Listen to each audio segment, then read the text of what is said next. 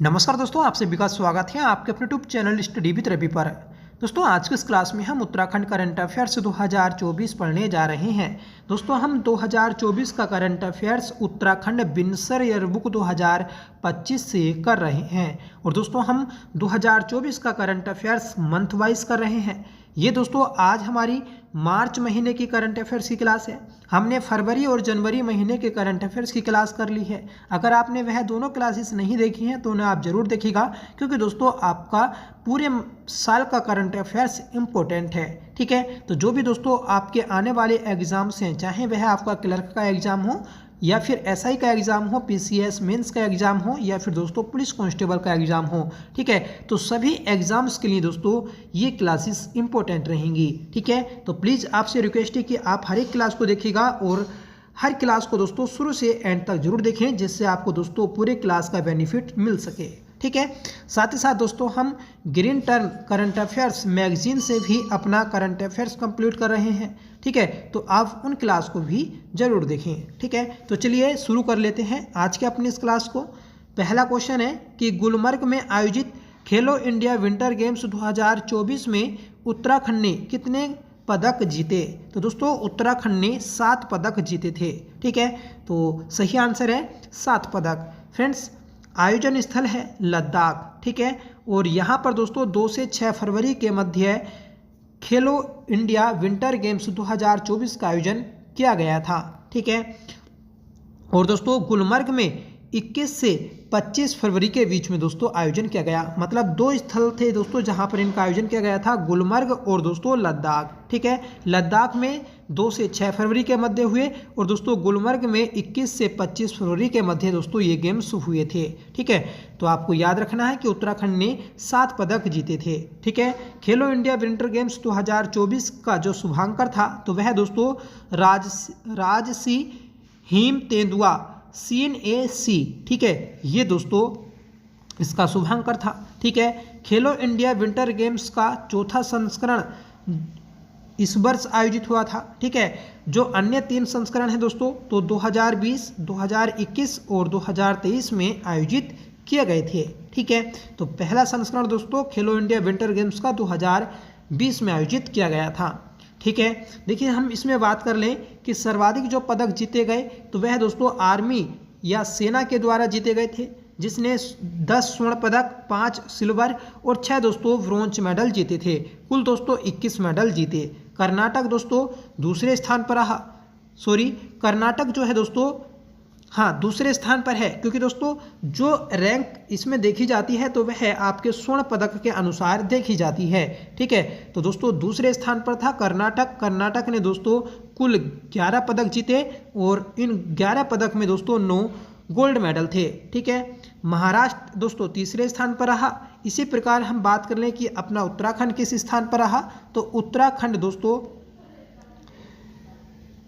उत्तराखंड ने 3 gold medal जीते, 3 silver medal जीते और 1 दोस्तों कांस्य पदक जीता और कुल दोस्तों 7 मेडल्स जीते हैं। ठीक है, देखिए मेनका गुंजियाल ने स्वर्ण पदक और रजत पदक जीते थे। ठीक है, महक कवाड़ ने गोल्ड मेडल जीता था। ठीक है, मानसी ने दोस्तों कांस्य पदक जीता था। ठीक है, तो ये चीज़ आप याद रखिएगा, इंपॉर्टेंट है। ठीक है, नेक्स्ट क्वेश्चन है कि उत्तराखंड के किस भूतपूर्व राज्यपाल का 1 मार्च 2024 में निधन हुआ?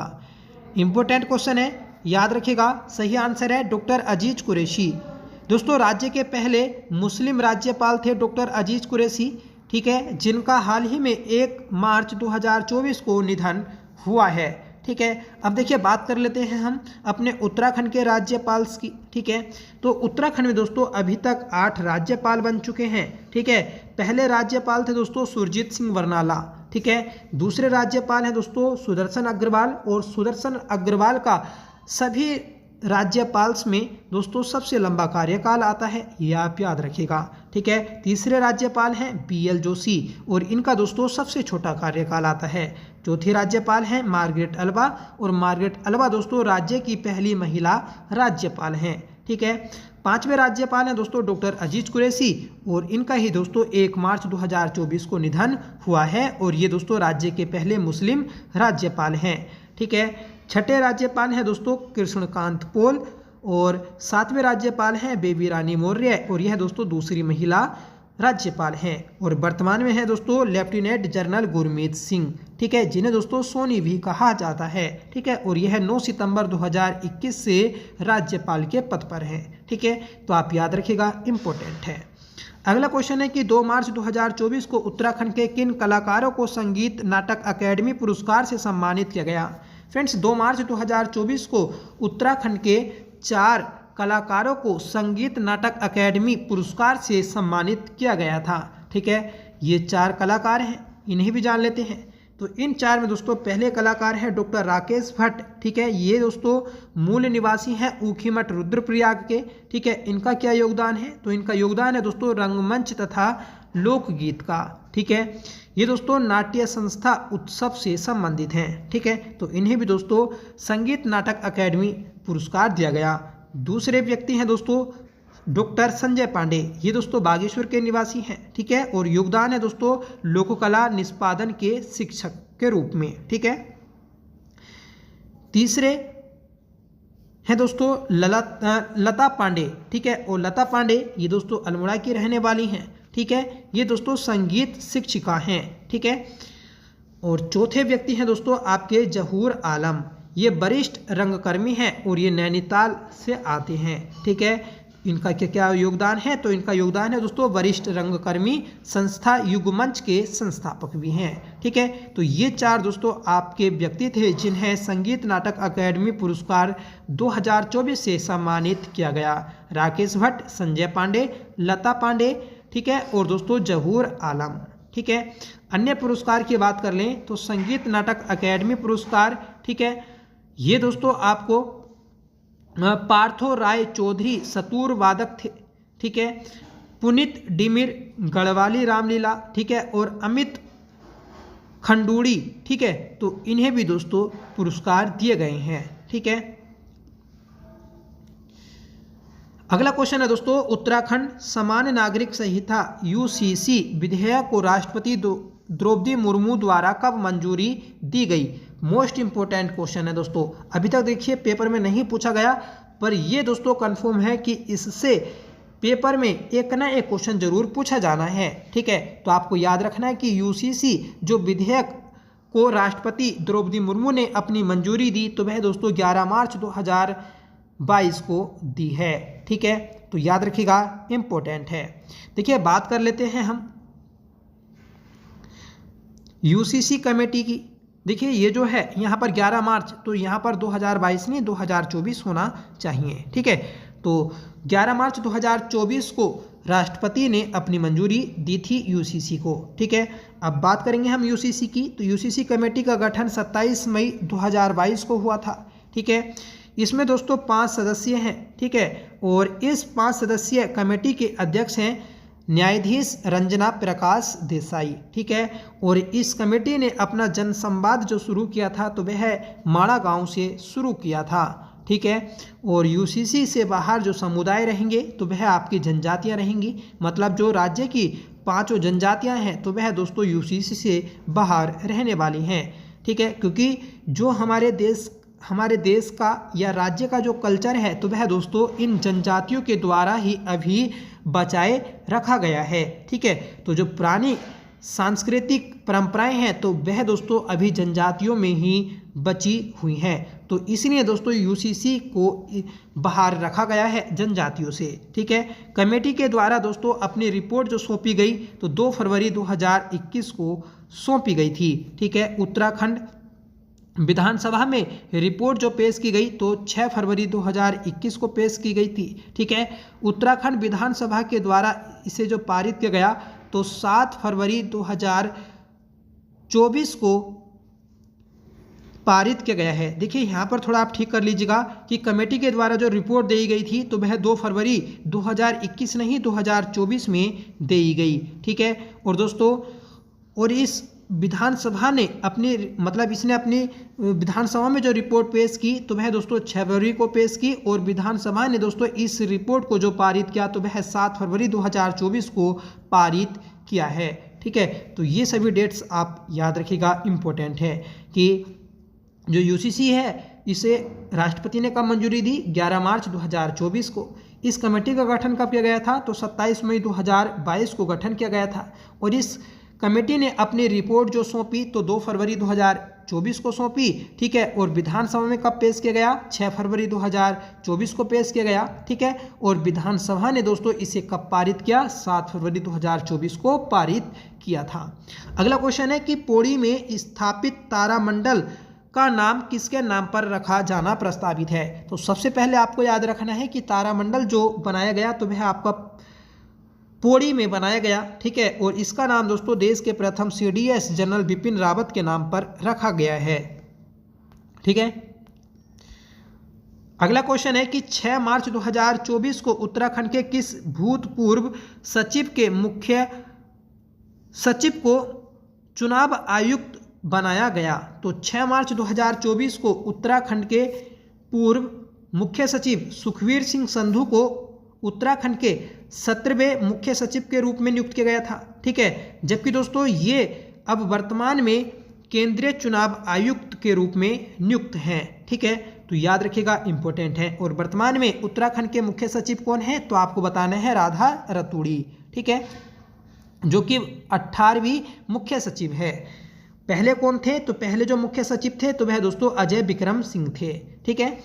नेक्स्ट क्वेश्चन है कि 8 मार्च 2023 को दिल्ली में आयोजित डिजिटल इंडिया प्रतियोगिता में नैनो क्रिएटर अवार्ड प्राप्त करने वाले पीयूष पुरोहित का संबंध किस जनपद से है? तो दोस्तों पीयूष पुरोहित का संबंध चमोली जनपद से है, ठीक है। तो आपको याद रखना है कि नैनो क्रिएटर अवार्ड से सम्मानित किया गया है पीयूष पुरोहित को, और ये चमोली जनपद के रहने वाले हैं। अगला क्वेश्चन है कि आर्थिक सर्वेक्षण 2023-24 के अनुसार उत्तराखंड का सर्वाधिक और सबसे कम प्रति व्यक्ति आय वाला जनपद कौन सा है? तो दोस्तों हमने उत्तराखंड आर्थिक सर्वेक्षण 2024-25 की क्लास कर ली है। अगर आपने वह क्लास नहीं देखी है तो उसे जरूर देख लीजिएगा। हमने दोस्तों उसमें पूरा डिटेल से अपना बजट किया है, ठीक है। तो इस क्वेश्चन का जो सही आंसर है तो वह है दोस्तों कि हरिद्वार में सर्वाधिक प्रति व्यक्ति आय है और रुद्रप्रयाग में सबसे कम, ठीक है।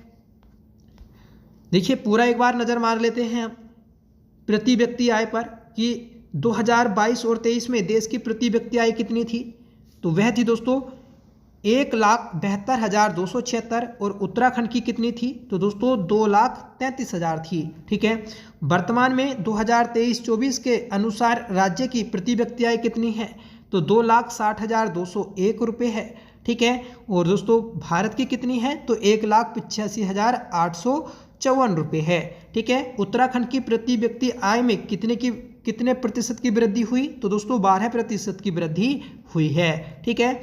और जबकि देश की प्रति व्यक्ति आय में कितनी % की वृद्धि हुई? तो दोस्तों 7.9% की वृद्धि हुई है, ठीक है। एक नज़र दोस्तों हम अपने जिलों पर भी मार लेते हैं कि राज्य की जनपदवार प्रति व्यक्ति आय 2024-25 में क्या रहने वाली है। तो देखिए हरिद्वार की जो प्रति व्यक्ति आय है सर्वाधिक है 3,62,000 रुपये, ठीक है।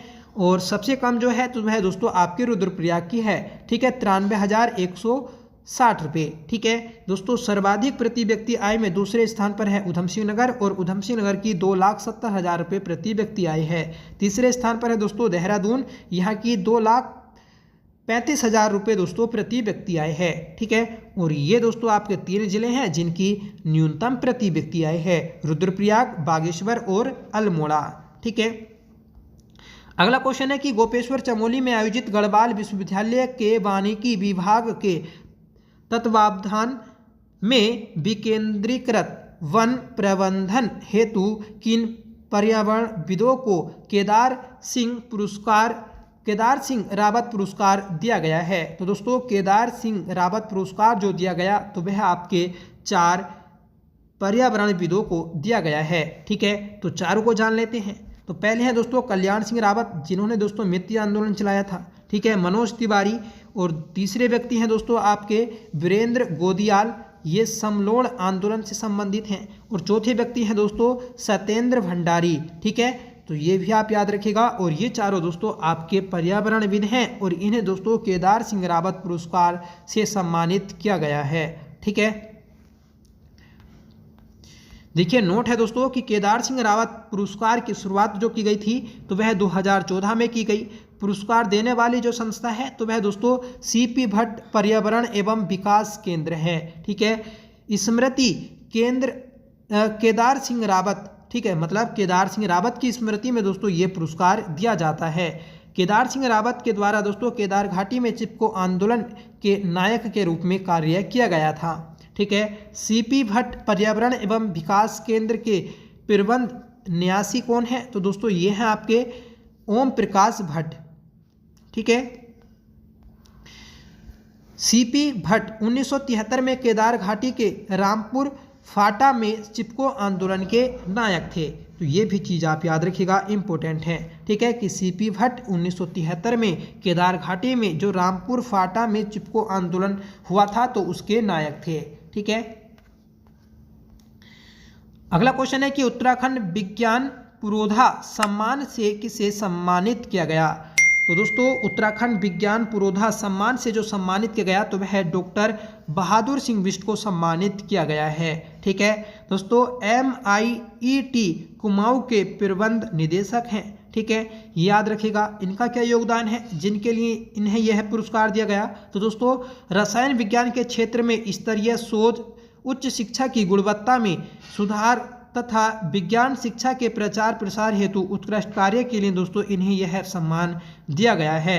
वर्तमान में उत्तराखंड में सुर्खियों में रहे लाठी आर्ट का संबंध किस चित्रकार से है? तो दोस्तों मोस्ट इंपोर्टेंट क्वेश्चन है, याद रखिएगा कि वर्तमान में उत्तराखंड में जो सुर्खियों में रहे लाठी आर्ट के कलाकार तो वह दोस्तों कंचन जदली हैं। ठीक है, तो कंचन जदली इन्होंने दोस्तों लाठी आर्ट को बढ़ावा दिया। ठीक है, और ये दोस्तों लाठी आर्ट के प्रमुख चित्रकार हैं। ठीक है, इनकी बात करेंगे कि ये दोस्तों कहाँ के निवासी हैं? तो यह पौड़ी के जहरी खाल के निवासी हैं। ठीक है, इनकी उपलब्धियां हैं दोस्तों कि वैश्विक निवेश सम्मेलन के दौरान प्रधानमंत्री के सिर पर सजी टोपी के लिए ब्रह्मकमल डिजाइन तैयार किया था।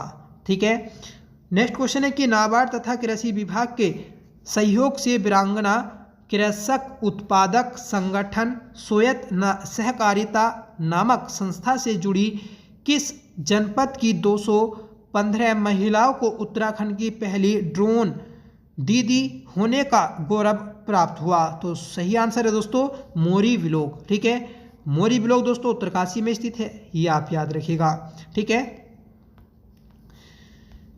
देखिए नोट है कि कृषि विभाग द्वारा 75% की सब्सिडी उपलब्ध कराना। ठीक है, 1 एकड़ जमीन पर 5 मिनट में कीटनाशक तथा जैविक खाद का छिड़काव किया जा सकता है। ठीक है, 15 मतलब ये जो था दोस्तों ड्रोन दीदी, ठीक है, जो ड्रोन दीदी है दोस्तों इसकी बात हो रही है। ठीक है, मतलब इसमें दोस्तों 75% की सब्सिडी मिलेगी और इससे क्या होगा दोस्तों, इससे 5 मिनट में 1 एकड़ जमीन पर दोस्तों कीटनाशक तथा जैविक खाद छिड़काव किया जा सकता है। ठीक है, 15 किलो सेब को एक बार में सड़क तक पहुंचाया जा सकता है। ठीक है, उत्तराखंड के किस स्थान पर 9 से 10 मार्च 2024 के मध्य राष्ट्रीय स्कीइंग प्रतियोगिता का आयोजन किया गया? तो दोस्तों इंपॉर्टेंट क्वेश्चन है, याद रखिएगा ओली।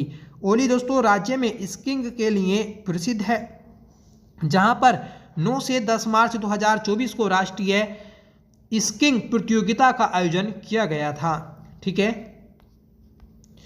और दोस्तों इस साल जो खेलो इंडिया विंटर गेम्स होंगे तो वह आपके यहाँ पर ही आयोजित होने वाले हैं। ठीक है, देखिए बात करेंगे हम इन खेल्स की। ठीक है, तो प्रमुख खेल है इसमें दोस्तों अल्पाइन स्कीइंग, ठीक है, स्नोबोर्ड और स्कीइंग माउंटेनियरिंग। ठीक है, ये दोस्तों ओली में आपके राष्ट्रीय स्कीइंग प्रतियोगिता के दौरान आयोजित किए गए। ठीक है दोस्तों, ओली जो है आपका उत्तराखंड में स्थित है। ठीक है, ये आप याद रखिएगा।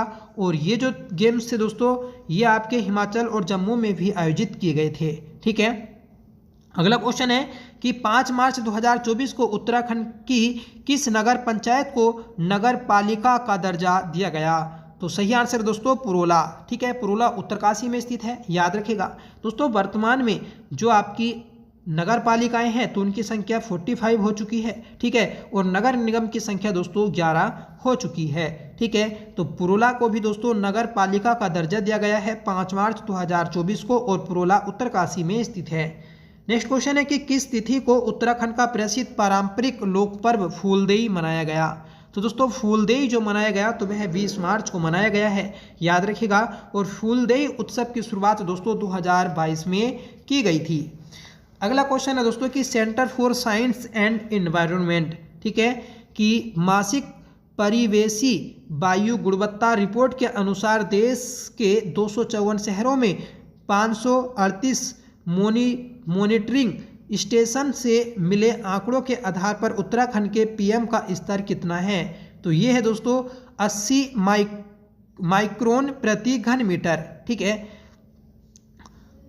देखिए हवा खराब जो होती है तो वह आपकी जिसे एयर क्वालिटी इंडेक्स कहते हैं, तो वह दोस्तों 201 से लेकर 300 के मध्य होती है, ठीक है। मतलब इससे अगर ऊपर होगी दोस्तों तो आपकी क्या होगी, वायु या फिर हवा जो होगी दोस्तों खराब होती है, ठीक है। और दोस्तों ये तो कुछ नहीं है, दिल्ली में दोस्तों बहुत ऊपर पहुंच जाती है, ठीक है। तो वहाँ पर दोस्तों जहरीली गैस देखने को मिलती है जब वहाँ पर एयर पोल्यूशन होता है, ठीक है। देश के 77 शहरों में हवा की गुणवत्ता दोस्तों संतोषजनक है, ये आप याद रखिएगा। देश के 84 शहरों में हवा की गुणवत्ता दोस्तों मध्यम है, ठीक है। और देश के 61 शहरों में हवा की गुणवत्ता बेहद चिंताजनक है। जैसे अभी आपको बताया दिल्ली, गुड़गांव, गाजियाबाद, इन शहरों में दोस्तों हवा बहुत ही खराब है, ठीक है। अगला क्वेश्चन है कि उत्तराखंड के किस युवा कवि ने हार्वर्ड वर्ल्ड रिकॉर्डिंग में अपना नाम दर्ज किया।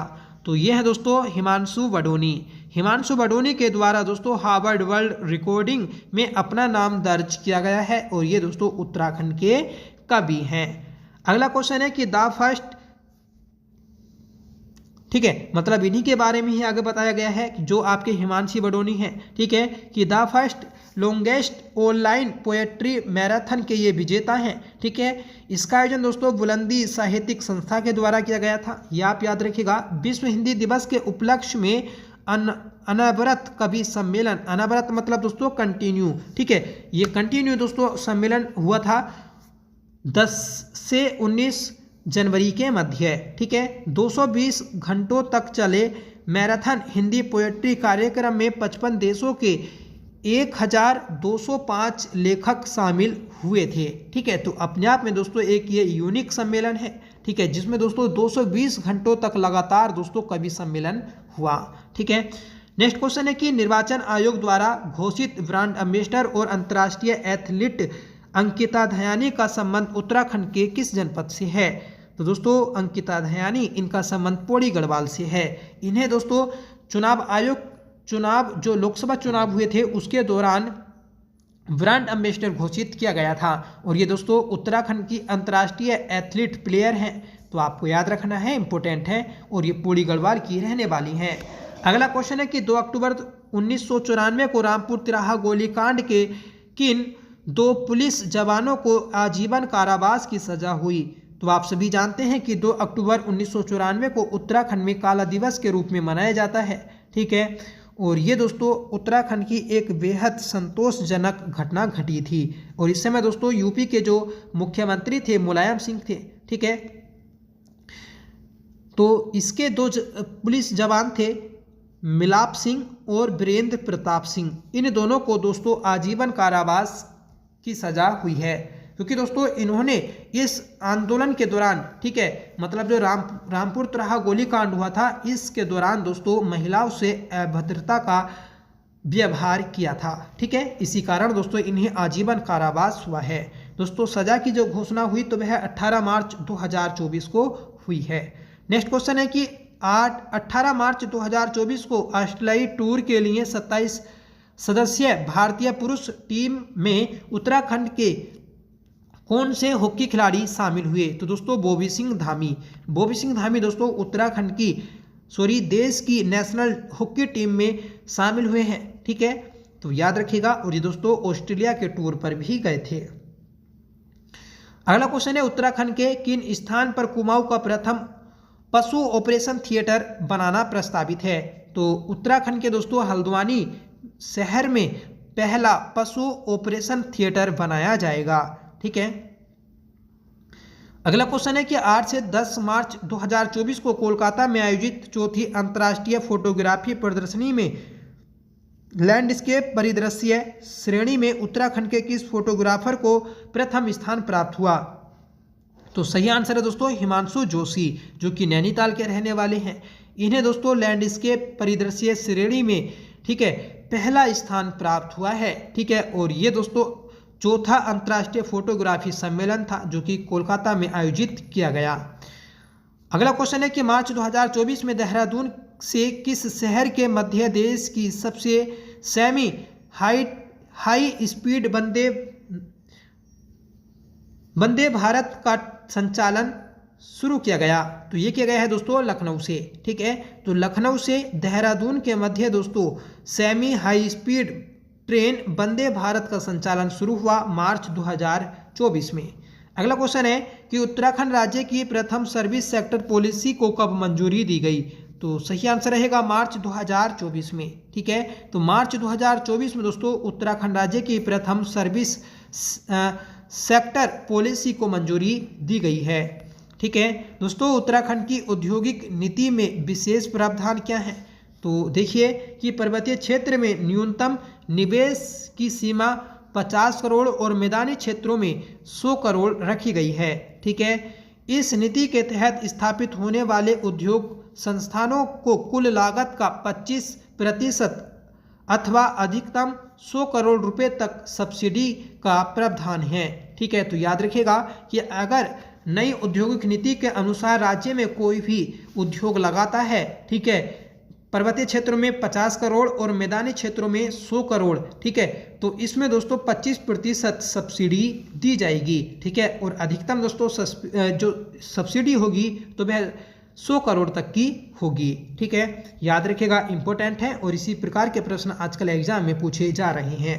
देखिए इसमें कुछ विशेष प्रावधान हैं और कुछ विशेष सेक्टर हैं, तो उन्हें देख लेते हैं। जैसे हेल्थ केयर सेक्टर हुआ, ठीक है, हॉस्पिटलिटी हुआ, ठीक है, वेलनेस हुआ, एजुकेशन, फिल्म, मीडिया एवं एंटरटेनमेंट, स्पोर्ट्स और डाटा सेक्टर, इन सभी क्षेत्रों में दोस्तों राज्य सरकार सब्सिडी देगी। ठीक है।